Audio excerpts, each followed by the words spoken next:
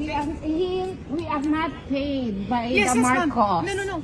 Yeah, we are here to sympathize. We are from Belgium, Germany, and mga. We are not paid by Yes, the yes, ma'am. Marcos. No. Yeah, we are here to sympathize. We are from Belgium, Germany, and Oh, nice. Lilipat pa kayo? Germany with our own money. Our reporter from ako din taga-ABS-CBN, Zen Hernandez po. Sen Hernandez. She's also reporting, taga dito I'm sa an Netherlands. ex-mayor of Kabakan. Talaga? I'm a two-termer. Baka pwede My kayong tumayo sa husband likod is niya. also a mayor. Ay, hindi. And we, Gagamitin niyo lang kami eh. Bakit naman? Kayo kay Duterte, diba? oh, Against kayo. She's a Yes.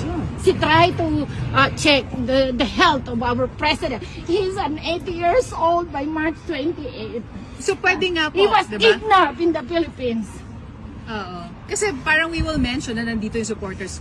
Sa totoo lang, syempre may magsasabi na hindi pinapakita ang supporters now. We're showing people. Yeah. That's what You we're can looking show for. us that we are not paid. Yes, sir. And he's my husband. Are you married to Yeah. Yeah. He married at the niya. From the Philippines. Yeah, we Yeah. have Kanina lang sis, oh. Sis, kanina lang, oh, mag-email lang. Email mo.